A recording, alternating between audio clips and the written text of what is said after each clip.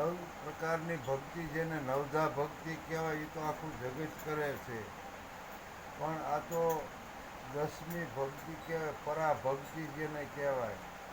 અને આધ્યાત્મિક જે મહાપુરુષો હતા એ આ આત્મજ્ઞાનનું આધ્યાત્મિક જીવનનું આત્મા માટેની ઓળખાણ માટેની વિચાર કરતા હતા. ગુરુ મહારાજે આપણાને ઓળખાણ તો કરાવી, એમાંય જરાક છે એ તો આપણે એમના મુખેથી હમણાં કરાર આવશે. તમે તો નહોતા ને વેશ્યા કોઈ સાંભળવા નહોતા આવ્યા ને ગુરુ મહારાજને? હા, એ પછીની વાત. પ્રશ્ન જરાક એવો છે, પછી આપણે ઉકેલશું. પણ વાત તો આપણી ક્યાં છે કે આત્મજ્ઞાનથી, આત્મજ્ઞાન એટલે જે અજર અમર અને અવિનાશી છે, જેનો 3 કાળમાં નાશ નથી, એવું જ્ઞાન આપણાને કરાવ્યું. જ્ઞાન કરાવ્યું છે. આમ તો થઈ ગયું ન ગણાય, જે કરાવ્યું છે એમને પ્રયાસ કર્યો છે. કારણ કે ખરેખર જેમ જેમ આપણે આમાં હાલતા જઈએ ને ત્યાં આપણને નક્કી થઈ જાય કે હવે હજી તો આપણે જરાય કાંઈ આગળ હાલ્યા નહીં એવું સમજાય. કેમ સમજાય કે હજી આપણાને કોકના રાગ દ્વેષ આ નાન બધું દેખાય છે, તો આપણને તો ગુરુ મહારાજે એકાકાર કરાવ્યા છે, તો પણ હજી આ કેમ? એટલે પણ છતાં આ જતન કરતાં કરતાં ધીમે ધીમે હલાય. આ નક્કી છે. આત્મજ્ઞાન માતા સીતા જ્યારે ભગવાન રામને પૂછતા કે તમે વડા ધર્મની વાત કરો, આ વડો ધર્મ એવું છે શું કે? અને ત્યારે એમને એમ કીધું છે કે પાત્ર છોટા ને વસ્તુ છે મોટી.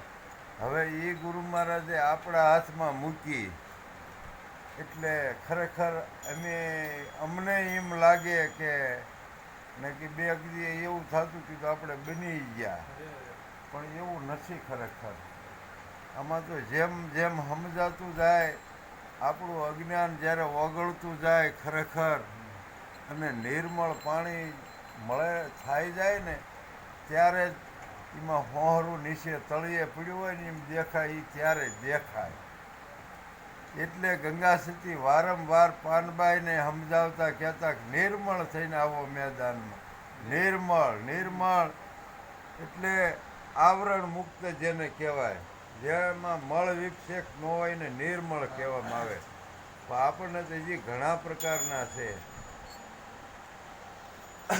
હા, તો પણ સરસ છે રસ્તો, અનાયાસે આપણા હાથમાં આવી ગયો. સંતોનો એવો ઉપકાર ક્યારેય ન ભૂલવો જોઈએ. કારણ કે આ જીવન જોબન રાજધન અવિસળ રહે નહીં કાંઈ. જો ઘડી જાય સત્સંગમાં તો કે જીવન કા ફળ હોય. ખરેખર આ જે બાકીનું કરવી છીએ એ પરિવર્તનશીલ છે, જરૂર છે, પણ હાસું છે એવું નહીં માનવાનું. બાકીનું બધું સત્ય તો આ છે, પણ હજી આપણને તોય બીજું એમ નક્કી નથી થતું. બાકીનું જે પદાર્થમાં આપણે ઝઝુમી છીએ જેની પાછળ, એ ખરેખર નાશવંત છે. એ છે ખોટું, પણ આપણા મને એને હાસું માની લીધું છે. અને એ હું અને મારું આ ખરેખર એક મનને ભ્રમ જ થયો છે. બાકી જો એ ભ્રમ મટી જાય, પણ કોકને મટે ખરેખર. આપણે તો આમાં ખૂબ મહેનત કરવી છે, છતાં આ મન આમ તો મને નિરંજન પુરુષ કહેવાય, એમાંથી જ ઊભું થયેલું આ એક છે. પણ છતાં એના જે દાવા પકડી લીધા ને આપણને તોય પણ હજી હાસું એવડું એ લાગે છે. મન કે ગુરુ કે ક્યાં હાસું લાગે છે? એમને જ કહી દીધું, એટલે કીધું સદગુરુના શબ્દ રુધિએ ધરો કાથા અજ્ઞાની જેવા. સદગુરુ ખરેખર સત અને ગુરુ. તો સત શું છે? સત એક જ છે, સત ઝાઝા નથી. તોય પણ આપણી વર્તી હજી સદગુરુના શબ્દમાં એટલી નિષ્ઠાપૂર્વક ધ્યાન નથી કરતી, ખરેખર કહું છું. કારણ કે બીજું હોય ત્યાં સુધી તો આપણે એમ થાય કે હવે આજ રડ્યું. આપણે હમણાં કીધું આ જીવન કાયમી નથી, જોબન કહેતા યુવાની એ કાયમી નથી. અરે કોઈને રાજ વૈભવ મળી ગયો હોય તો એ પણ કાયમી નથી. પણ જો ઘડી જાય સત્સંગમાં તો જીવન કા ફળ સોય. ઘડી આજી મેં પુનિયાદ, તુલસી સંગત સંત કી કોટી કટે અપરાધ. આપણા કોટિક જન્મના પાપ હોય અને સંતના શરણમાં વ્યા જઈ તો પણ મટી જાય, આવા પુરાવા પીડ્યા છે. સંતોના દાખલા અનુભવ કહે છે. અને આપણે નજર જેના ઇતિહાસ તપાસવી એમાં આપણને ખરેખર જાણવા મળે છે. અને એક જ પળ હોય છે ખરેખર.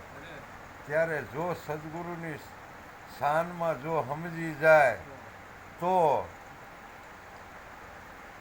સદગુરુની શાન